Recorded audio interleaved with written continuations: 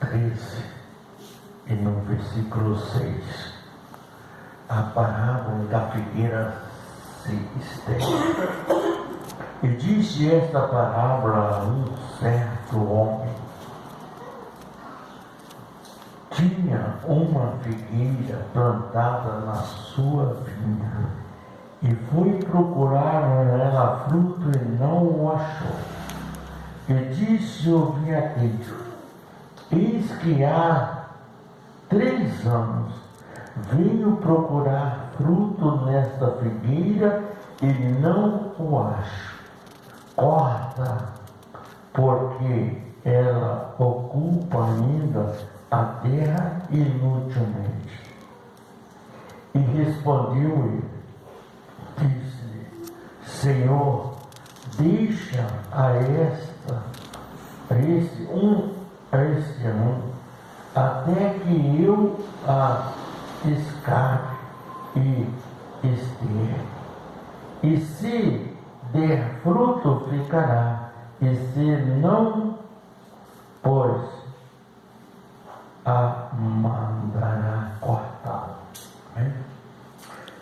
Aqui a Bíblia diz uma palavra: a figueira somos nós. Agora, que tipo de figueira somos nós? Uma figueira seca ou uma figueira produtiva? Quando Jesus disse essa parábola, ele semelhou o homem como uma figueira, né?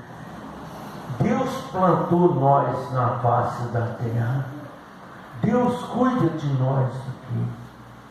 Agora, se não dermos fruto, pode ter certeza que seremos cortados do reino e da glória do Senhor. Deus. Dar fruto, irmão, não é querer, não é pregar, não é fazer, é buscar. O fruto é aquele que vem, que nasce. O fruto não é aquilo que você está falando: eu vou pregar, pera lá. Você vai pregar sim, você vai fazer a obra sim, mas essa tua obra está trazendo fruto? Às vezes tem muitos frutos que eles vêm até a árvore, mas eles murcham e secam e não prestam para nada. Entendeu? A obra de Deus, ela é difícil, ela é dolorida. Às vezes você chora, mas a Bíblia nos diz que tudo aquilo que nós plantarmos, nós colheríamos o fruto dela. O que você está plantando na obra de Deus? Palavras ou bênção? Aí é que está o detalhe. Eu sou evangélico, eu sou cristão, eu sou isso, eu sou aquilo, eu sou pregador, eu sou missionário, sou missionária, mas aonde está a responsabilidade diante de Deus? Que figueira é você? Produtiva ou inútil? A figueira inútil, ela não dá fruto. Ela sai, ela não prospera, né? Às vezes a pessoa fala: missionário, mas a sua igreja tem pouquinha gente, mas eu tenho umas 33 igrejas fora daqui. Eu estou dando fruto para o Senhor. Eu já estou até na África, dando fruto para o Senhor. Agora, eu sou um pregador. Pera lá. Eu sou uma pessoa que trabalho para Jesus. A Bíblia diz muito claro que a fé sem obra ela é morta. Então a gente tem que tomar muito cuidado, porque quando Jesus falou a respeito da figueira, ele disse assim: tira a figueira. E durante 3 anos ele foi lá. Deus dá um tempo, irmão, para a pessoa entender. 3 anos ele foi lá buscar fruto naquela figueira e ela não tinha. Sabe por quê? Porque ela estava estacionada nos seus próprios comodismos. Ela não quis pagar o preço da virtude do suco da terra para dar fruto. Então, ela era uma figueira inútil. Aí o que Jesus disse? Manda cortar. Mas existia um servo do Senhor que disse: Senhor, deixa que eu cuide dela por mais um ano. E se no ano que vem ela não te der fruto, então cortaremos ela. Jesus esperou. Jesus está esperando, irmão. Esse povo que não tem, às vezes, essa visão, procurar uma forma de dar fruto para o Senhor. Mas como que eu vou dar fruto para Deus se eu não participar das coisas de Deus? Quando o homem falou que eu vou estercar, eu vou cuidar dessa figueira, ele estava dizendo assim: eu vou buscar em Deus, porque Jesus disse: eu sou a videira verdadeira, irmão. Jesus. Então Jesus disse muito claro: Glória a Deus. eu sou a videira verdadeira. Todo aquele que estiver em mim dará fruto. Glória a Deus. Agora, em que videira esses crentes estão hoje em dia? Na videira seca ou na videira verdadeira? Quando aquele homem falou aquilo, Deus falou: vai e faz. E ele cuidou daquela videira. E no próximo ano ela deu fruto. O que Deus está dizendo com isso? Se você incentivar, buscar, orar, e a oração é o esterco que aquela videira precisa, entendeu? Para que ela possa dar fruto. Mas se nós não orarmos pelos nossos irmãos, eles vão morrer. Verdade. Seco, sem nada, uma miséria desgraçada. E Deus não pode fazer nada. Está entendendo? A videira, nós somos videira, irmão. Fruto da videira, nós somos videira, somos fruto da videira. A videira verdadeira é Jesus. Se nós não dermos fruto para Jesus nessa videira, somos galhos dessa videira. Todo galho tem que dar fruto, folhas novas e diferentes. Verdade. Mas se nós não fizermos isso, nós somos aquela figueira inútil, que não presta para nada. Não é? Então, nós não podemos desistir.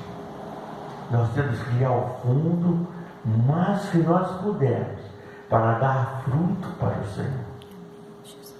Aí ele fala: mas missionário, o que eu vou fazer? Às vezes a pessoa acha que você precisa bater de porta em porta. Não, não é isso que Jesus está falando. Jesus está falando para você interceder por aquelas pessoas que precisam vir para Jesus. Que o próprio Espírito Santo vai mover os anjos dele e vai trazer aquelas pessoas para serem abençoadas. Mas o que falta é o esterco, é a oração. A oração é a raiz que faz a videira prosperar, irmão. Quando você faz uma planta, você compra até esterco para aquela planta florescer e ficar bonita, não é isso que acontece? Jesus é a videira, nós somos os ramos, nós somos os galhos. Nós temos que conservar a raiz dessa videira na nossa vida. Aleluia, Jesus. E para nós fazer isso, nós temos que estar contrito dentro do propósito de Deus.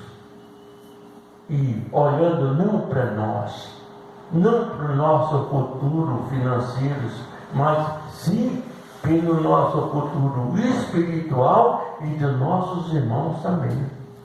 Nós não podemos achar que nós não vamos entrar no céu sozinhos, irmão. Às vezes, se você não levar aquele irmão, que precisou de você, você vai ficar, mas ele também para trás. Está entendendo?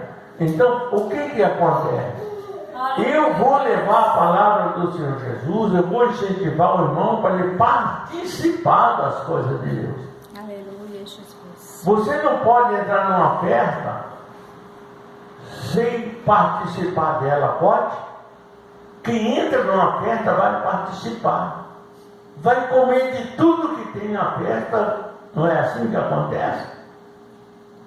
Se nós temos o manancial de Deus, por que não participamos dessa festa celestial e não comemos junto com Deus na mesa? Porque o Senhor Jesus diz lá no livro Apocalipse que Ele vai preparar uma mesa para os santos do Senhor. Aleluia, Jesus. E de que lado você vai estar? Do lado de fora ou do lado de dentro? A escolha é nossa. Verdade. O que nós plantamos, o que nós semeamos também nós colhemos, irmão. Então nós temos que ter muito cuidado com aquilo que nós falamos e fazemos diante do Senhor. Por quê? A Bíblia diz que o Senhor é justo e verdadeiro. Aleluia. Ele não vai deixar nenhuma coisa errada entrar no reino do céu. Então nós precisamos nos colocar na presença do Senhor e nos corrigir de uma forma especial para que podemos entrar na glória do Senhor Jesus, porque lá no livro de Apocalipse, no capítulo 3, versículo 20, ele diz o quê? Eu repreendo e castigo aquele diabo.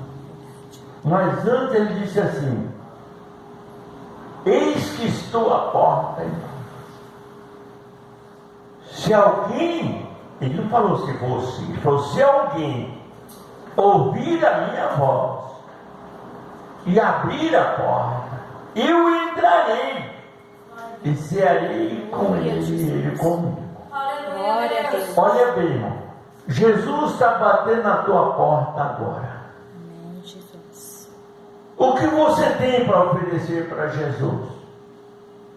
Jesus não quer dinheiro, não. Jesus quer amor, Jesus quer almas, Jesus quer vida, Jesus quer um povo junto com Ele na glória do Senhor para ceiarmos junto com Jesus. Aleluia, Jesus. Porque às vezes o homem pode ignorar muitas coisas, né? Às vezes até pregadores podem não entender isso que eu estou falando, mas quando Jesus nos resgatar, Jesus vai fazer uma ceia celestial para o justo, onde encontramos ali Abraão, Isaac e Jacó. Na mesma mesa nós vamos participar com eles se vivemos e fizemos aquilo que Deus preparou para nós fazer. Aleluia, Jesus. Mas se isso não acontecer, nós vamos ficar fora. Se chega hoje e você vê num restaurante de luxo, os ricos estão lá dentro, mas o mendigo está lá fora. Aqueles que não aceitaram a palavra de Jesus, não beberam a palavra dele, vão ficar lá fora. Eles não vão participar da ceia do Senhor no último dia.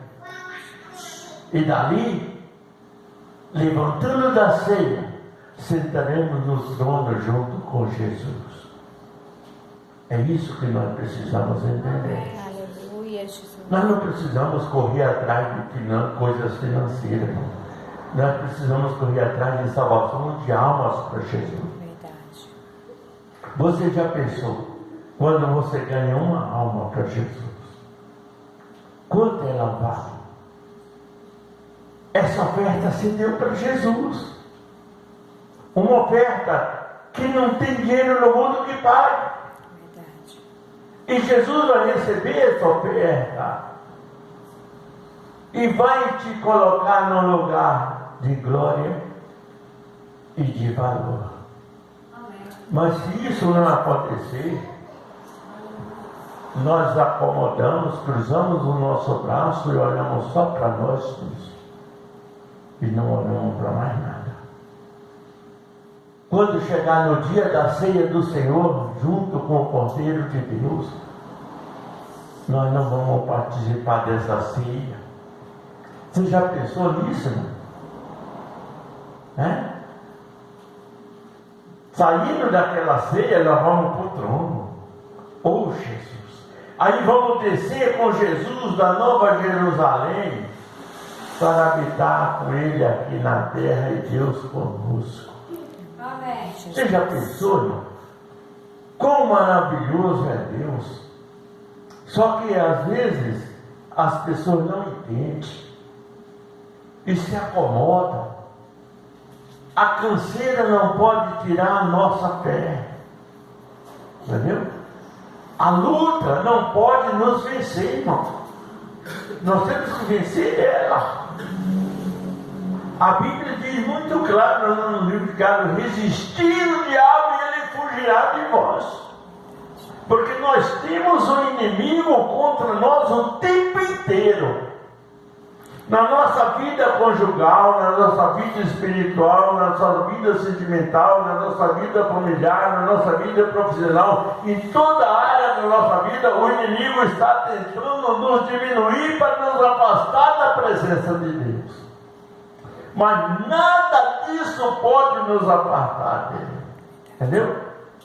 Eu tenho que resistir. Ó, Senhor. O diabo está me atentando, mas o Senhor é o meu Deus. Gente, abraça Jesus. Aleluia, Jesus. Creia, porque todo aquele que crê é vencedor, irmão. Amém, Jesus. Nós temos um irmão, às vezes quando alguém te provocar, te falar alguma coisa, não diga nada, não. Fica quieto. Nós temos um irmão na igreja que falou um dia para mim assim: olha, que eu sou missionário há muito tempo.